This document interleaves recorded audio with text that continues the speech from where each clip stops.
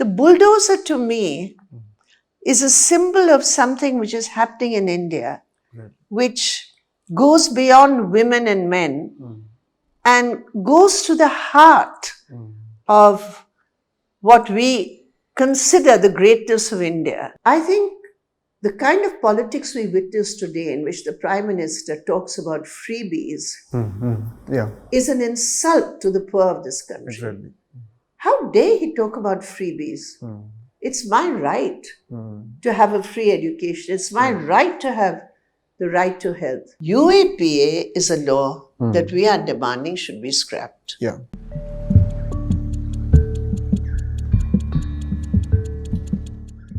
She was always there in the ground as a voice of dissent, as a comrade. In the queue right over, we have CPIM Politburo member, Brinda Karat. Welcome, ma'am. Thank you, thank you. Ma'am, today you're here in Calicut, in Deyapuram, talking to a group of girls, sharing your ideas. Today when we think about Brinda Karat, we have an image, a lady standing in front of the bulldozer, raising her hands. The bulldozer itself personifies the masculine macho figure in the present India, especially when we take the UP and all those things. So, how you place yourself in Indian politics, or how, what do you think about the representation of women, especially that image, you standing in front of a bulldozer in Jahangirpuri, is in a way is looking back, or that image itself look back to the masculine macho politics in India. So how? Well, actually, I saw the bulldozer as something which was so much worse than just masculine politics and macho politics. You can deal with them because the biggest bullies are the biggest cowards. Yeah. But that bulldozer represented something to me which was so evil. Because it really represented the targeting of a particular community. And that is what enraged not just me, but all the comrades with me that day. And who were there earlier also, at the time of the communal violence in Northeast Delhi in 2020. There was no bulldozer, so to speak, but it was a very cruel targeting of a community.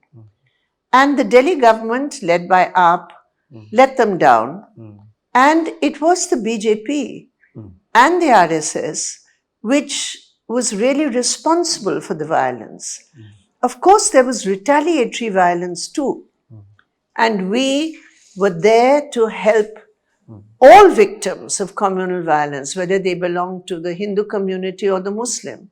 Exactly. But the facts showed that the brunt of the violence, and not just the brunt of it, the majority, hugely, victims of that were because of the BJP RSS politics. So the bulldozer to me is a symbol of something which is happening in India, which goes beyond women and men and goes to the heart of what we consider the greatness of India, that people can live together. Of course, the greatness of India can never be great as long as a caste system remains. But these are issues which we have to be concerned about. Ma'am, as you have already pointed out, women in a Sangha Parivar India is really terrible. Means the lives of women, especially when we take from 2015, there's Asifa in Kashmir to to Hathras, Bilkis Banu. Many examples are there. How you see women in a Sangha Parivar led India? I think we are being pushed backwards. You know, in many senses, Indian women's movements have established important milestones in the sense of laws, reform in laws, and many more women in politics at the ground level because of one-third reservation. These are milestones in the role of women in India's politics, which are records for the world. And women have fought back against violence, against sexual abuse, raised their voices. They've broken barriers in so many professions. So it's not as though it's just going downhill. Women have asserted themselves, whether it's Sangh Parivar government or Congress government or any government. Women's own assertion has been very critical in taking forward the envelope as far as women's rights are concerned. But what is of such deep concern to us today, who are in the women's movement or have been part of it, is because an environment is being created by those in power whose ideology is based on traditional practices and notions which are constantly revived, such as a good woman, such as son preference cultures.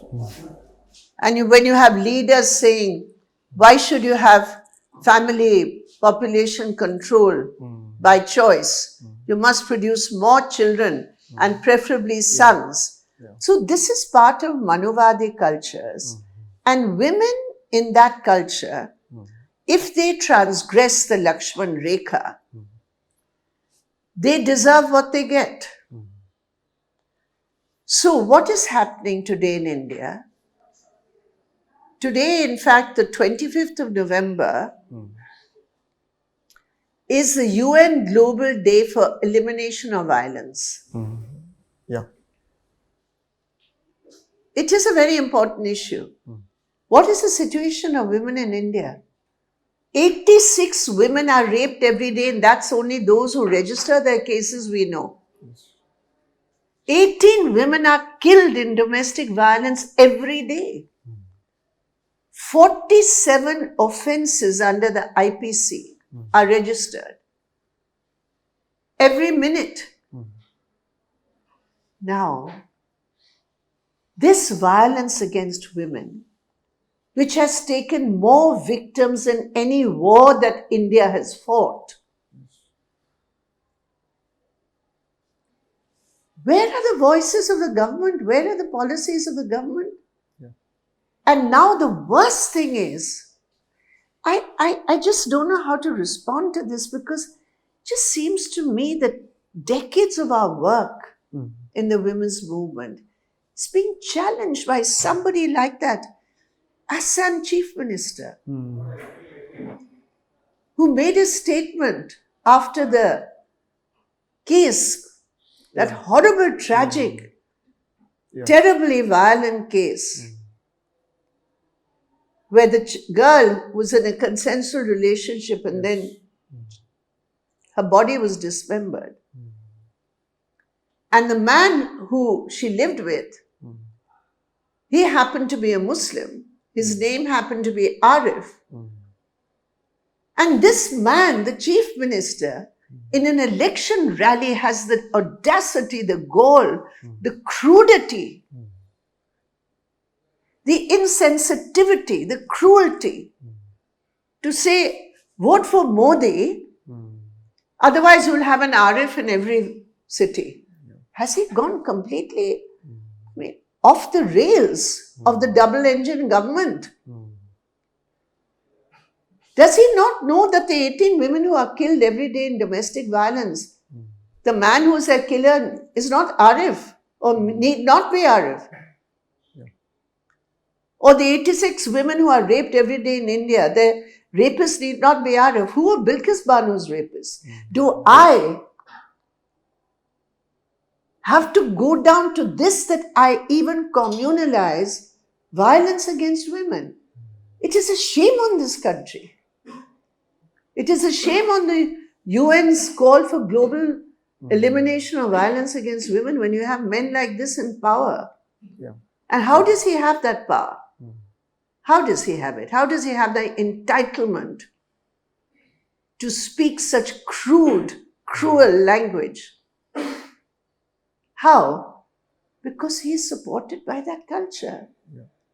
He's supported by that framework. Certainly. Ma'am, when we come to the ongoing mission of the opposition parties in India, that means we are heading towards another parliamentary election in 2024. Being a part of Communist Party, how do you conceive this collective? Means how we should fight this? There are many discussions going on how these alliances should be made, and in that discussions, how do you address the identities, especially Dalits, women, all these people are scattered and facing different sort of problems in India, having the institutional tortures. So how do you address these identities, being a part of the Communist Party in India? Well, I think although there are many separate sub-questions in what you've asked, basically you are asking about the politics Exactly. and the possibilities of opposition unity and the marginalization further of oppressed communities in India today. Now, I will start firstly with the fact that I think the kind of politics we witness today, in which the Prime Minister talks about freebies, is an insult to the poor of this country. Exactly. How dare he talk about freebies? It's my right to have a free education. It's my right to have the right to health. It's my right to have free food. It's my right to have free services in an urban setup instead of privatization. These are fundamental rights that any civilized country should give its citizens, particularly those who are part of the laboring classes, whose labor you are allowing to be looted and exploited by people so that you have the worst obscene inequalities in India. So first of all, start with this bogus politics. It's not a freebie if you give corporates 10 lakh crore rupees in NPA wipeout. That's not a freebie for Modi ji. It's not a freebie if you bring down corporate tax from 33% to 22% and hand them over 2-3 lakh crores every year. That's not a freebie. It's not a freebie if you give them land free to build hospitals which they loot the people. All that is not freebies. It's a shame. So first of all, our politics as communists challenge that. And we demand that the resources of this country and the path of development of this country move far away from the double engine policies which we are seeing and come to a situation where resources are used for a pattern of development which can produce jobs, which can produce a decent income, and also to use state surplus to be able to help people in universal rights. Certainly. So that is what communists stand for.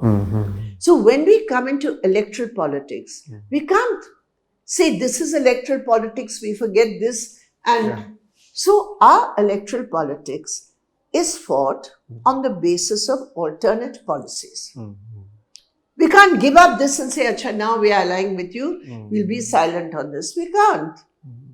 We have to ask the Congress party, what about what you have done of neoliberal policies? Are you prepared to fight against it? You are talking all kinds of things, but your Mr. Chidambaram, is he prepared to take a left turn? Exactly. With the kind of slogans, etc. you're giving. So we don't go by slogans. So the first point is policies. Therefore, what we believe is the left has to unite and come and ensure a very strong presence in the coming days in Parliament. It's very, very important. And people of Kerala also have to see it in that way. Without a strong left in Parliament, BJP and RSS are bulldozing everything. Who is there to fight? There are 19 MPs or 18 MPs from Kerala. Yeah. What has been their role in Parliament in fighting all this? Maybe one or two may have raised their voice. What are the others doing? Nothing. So the point is the importance of a left presence in Parliament who can raise the voices which need to be raised. That's one thing. Secondly, we recognize the most dangerous force in Indian politics today is the BJP RSS. We are committed to fight that. We have no illusions that prior to the elections, there's going to be any national united alliance. It's not going to happen. Yeah. Every state has got its own configuration. But what we can assure people is that every left MP who is elected will ensure the defeat of any attempts of the BJP RSS to form government in Delhi. Now that is what you need. And therefore, after the elections, parties will come together as they have done in the past. They will have to work out a program which will be acceptable. And they will have to clean India from the toxic, hate, communal, casteist politics which we see under the Modi-Shah regime. Ma'am, the point that you have mentioned is very important, that what these 19 MPs were doing in the parliament in the past 2-3 years. Another point is what these opposition parties were doing in the past 7 years is very important. That should be audited. Big movements or big struggles or big protests happened in India was not initiated by any political parties, especially when we take farmers' protests or CAA, anti-CAA protests, or it was not initiated by any political parties. But as I have mentioned in the first question, the figure of Brinda Karat standing in front of the bulldozer was an embarrassment for the people, because that was a rare image in this time, because these political parties were not efficiently visible in the ground. So, is there any self-examination for your party? I was only there because I'm a communist and I belong to the CPM. Brinda Karat is nobody without my being and my life in the CPM. I'm nobody, and I would not have been in front of the bulldozer had I not been in the CPM and had my comrades in the CPM or in the All India Lawyers Union not gone to the Supreme Court. They worked so hard. They went before the Supreme Court. Surendranath ji was there. He's from Kerala. He went to the Supreme Court and he told the Supreme Court, other senior lawyers were also there. So we all belong to the same movement. So it's totally misconception to think of me ever, apart from the party or the movement I have grown up in, and who have made whatever. If I was there, it's because of the red flag. So, getting away from that, see, it's correct to say that the Kisan movement was a movement of the Kisans. As far as the left is concerned, our leaders who are in the Kisan Sabha were from the beginning at every process of the struggle,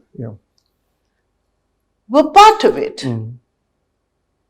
I won't be so this thing as to say the left was a leader. I don't want to say all that. But I'm saying, certainly we were very much part of it. And the solidarity of the trade unions, the CIT played a very, very important role in organizing the workers in support of the peasants. Women, the AIDWA, the huge mobilization of women very much part of it. Yeah. So the left played a very important role in the Kisan Sabha, in the Kisan struggle. And that is what we do. Yeah. My point was, ma'am, Sorry. how you... The other parties, I don't know, they woke up to it late. my And point they was- looked at it only as something which may be politically useful for them. Yeah. That was very bad. My point was how the overall performance of the opposition in exposing the government Well, in the Well, past quite 7 frankly, the government has not allowed parliament to function. years. Yeah. I won't blame the opposition. It's Modi government is bulldozing parliament. Where is it allowing parliament to function? They are catching MPs, throwing them out physically. They are banning MPs from attending parliament. Yeah. In Rajya Sabha, all the left MPs, our comrade Kareem, he was locked out for so long. Yeah. So, it is the Modi government which is responsible for reducing parliament from its constitutionally mandated position as the voice of the Indian people to the voice of Modi government. Yeah. And not only government, to the voice of one prime minister and his shadow minister. Bas. Yeah. That's the truth. That's why the street is stronger today than parliament. Not because of the opposition or its weakness, that may be there, but because parliament itself has been reduced to his master's voice. Yeah. Ma'am, you have written a book named Survival and Emancipation. And that the title itself is very beautiful because it really represent two phases and two extremes in the life of a woman.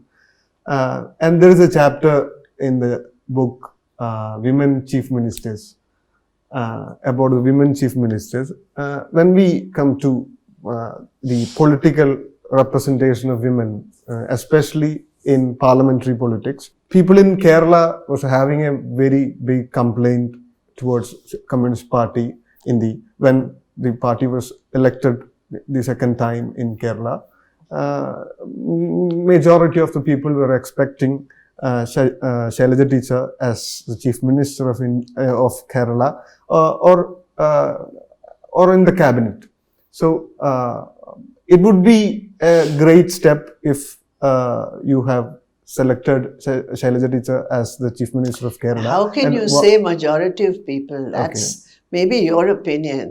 Pinarayi Vijayan and the role he played in those 5 years in fighting the worst kind of disasters which Kerala faced, and his personal leadership and confidence giving to the people of Kerala, it was phenomenal. It was not just here in Kerala, but all over the country, in the world. People marveled at this chief minister. Exactly. So there's no question of any other issue at all in anybody's mind.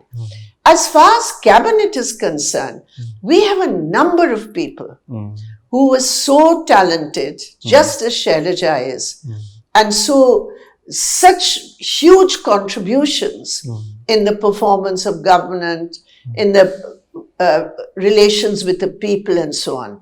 But there was a policy decision which was applicable to everybody in the party. That was for change.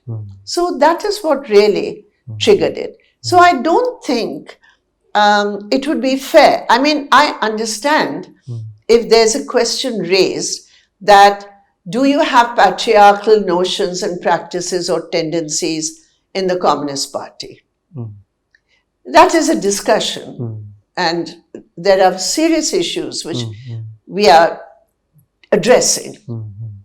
But if you take the example of one particular individual and generalize and say this is a reflection, of such a trend, then I would have to not only differ, but I would say that, look, you are not looking at another very important process which is taking place in the Communist Party, which is the recognition that we have women who are in struggle, but they are still not in the party with only 20%.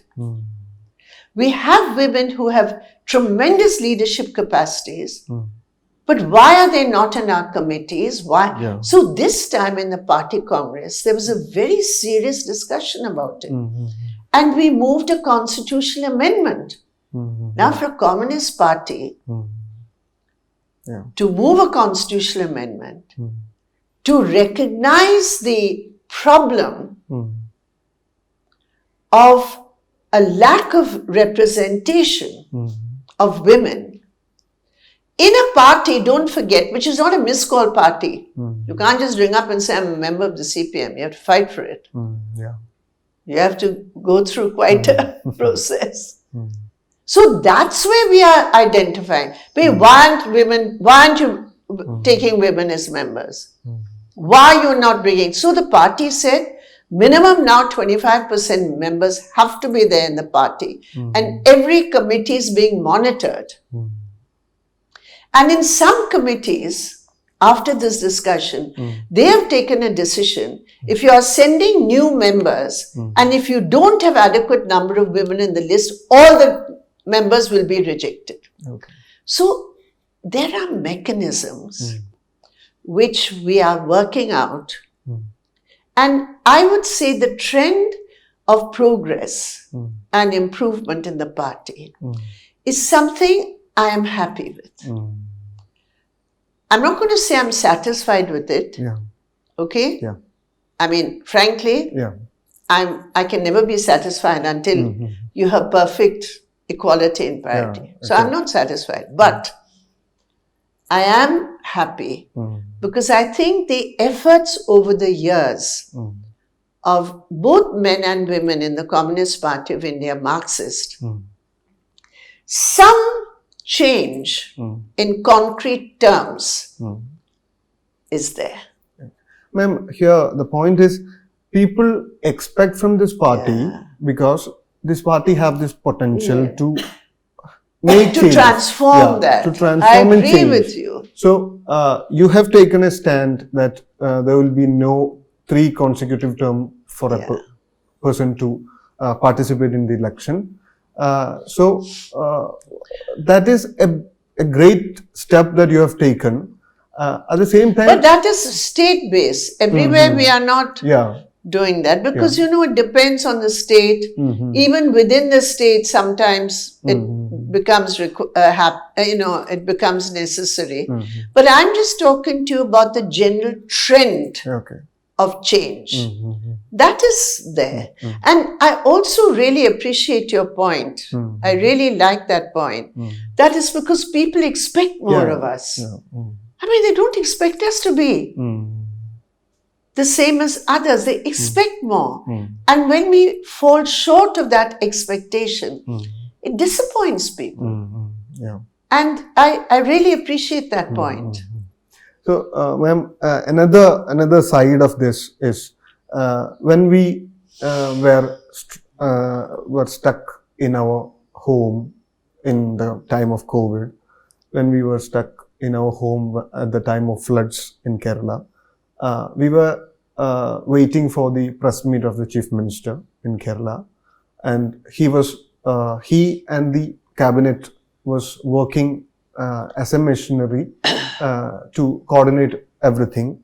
But at the same time, the police in Kerala is really working against the ideology represented by Communist Party, or especially when we take the example of UAPA cases charged in Kerala, it is having a record when we take it in all India basis. So how you evaluate the performance of police, Kerala police? And I can't do that. If I'm in government, I can do it. But I'm not in a position to evaluate any police force. I mean, how can I? If there's a particular case in which the police misbehave or act completely contrary to what they've been given their jobs for, well, they should have no place in the police force. But I can't go into details. I can't generalize about. But ma'am, in the case of UAPA, you have a stand in all India level. No, we have raised those issues because we cannot use the UAPA. There's no issue about that at all. We cannot, and we should not. Many Communist Party leaders or workers are facing these issues. Means are also. No, it's not a question. Yeah. It's not a question of Communist Party facing or some other people. UAPA is a law that we are demanding should be scrapped. Yeah. So if there are any aberrations or I don't know any specific cases where this has happened and where we don't, we are against UAPA. We are against it. Strongly against it. And we have asked for it to be scrapped. We have already discussed about the opposition, the unity of opposition. Now, people are trying their best, means especially when we take the example of Rahul Gandhi walking along the country, the Bharat Jodo Yatra, the Central Committee of CPM has already praised that attempt of Rahul Gandhi. No, I don't know where you have got this idea. There's no question of praising anything. Yeah. We have noted that there is this yatra going on. And that yatra in certain states where it has been, it has got some response in certain states where it has been or where it should go. Neither they have gone there where they should have gone. And so there's no question of response. So that is the context.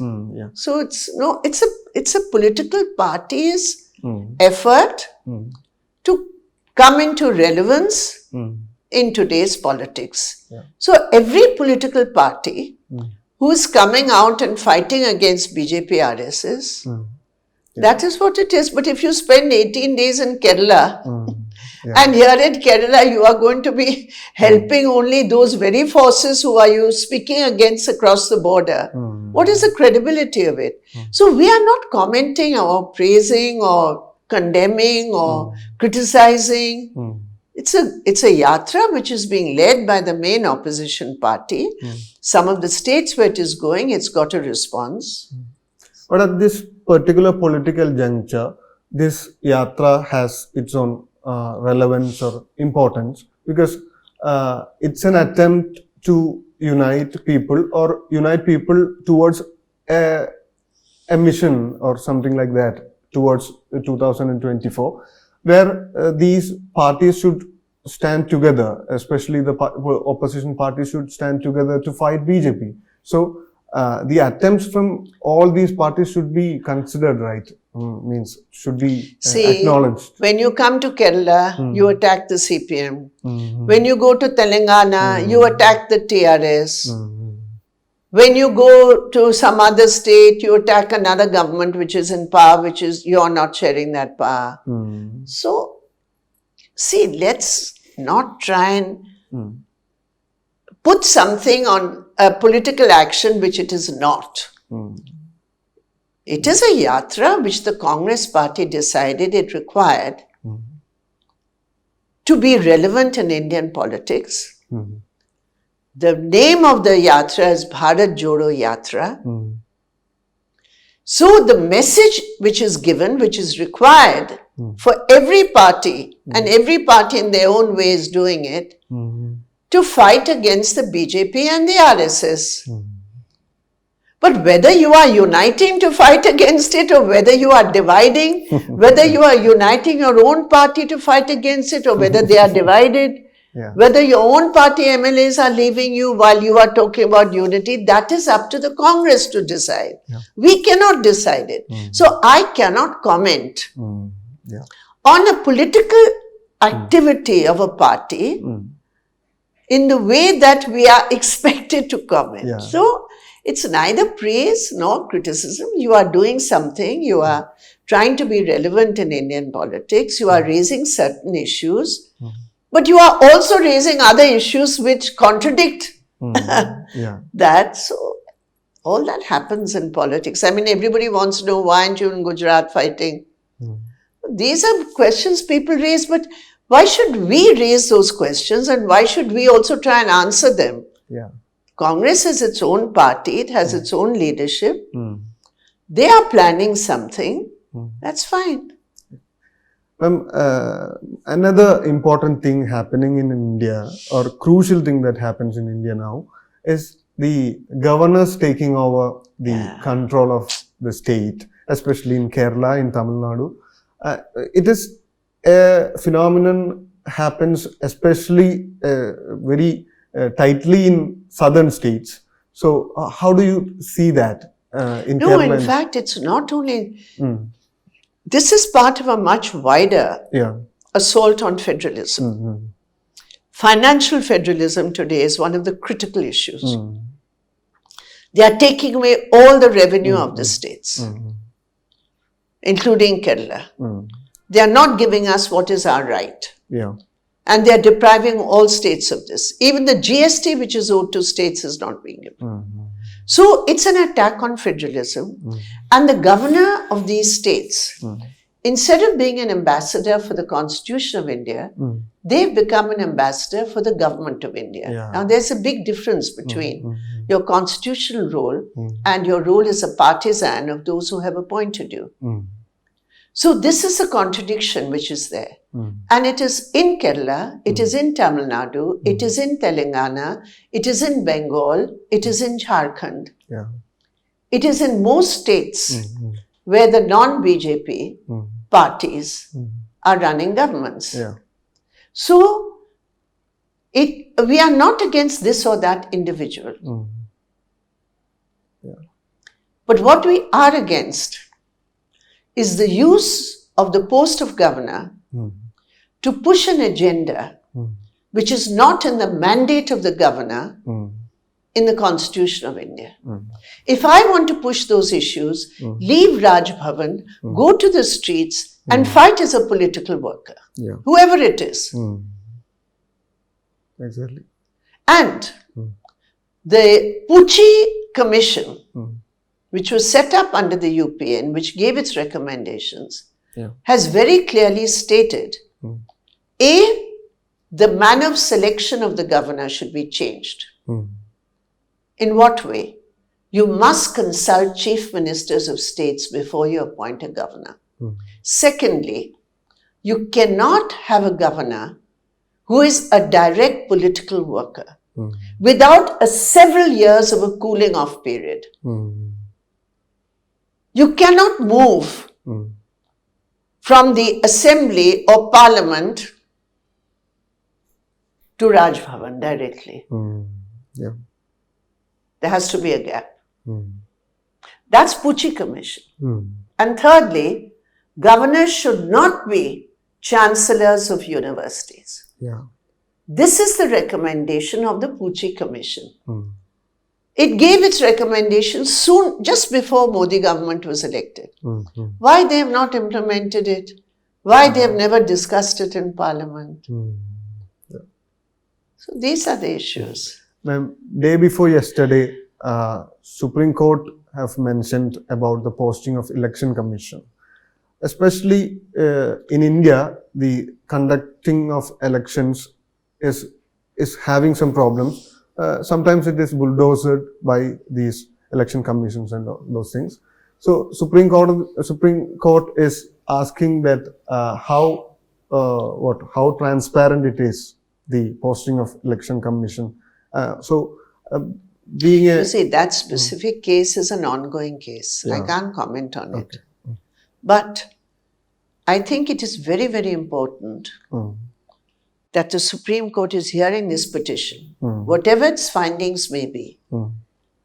There is scrutiny because of this petition and the Supreme Court's hearing of it.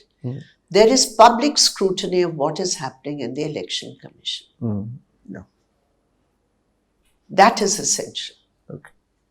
And this is an example of Ma'am, as a final question, as we have already talked about your book, The Survival and the Emancipation. So when we stand here in 2022, how women in politics can emancipate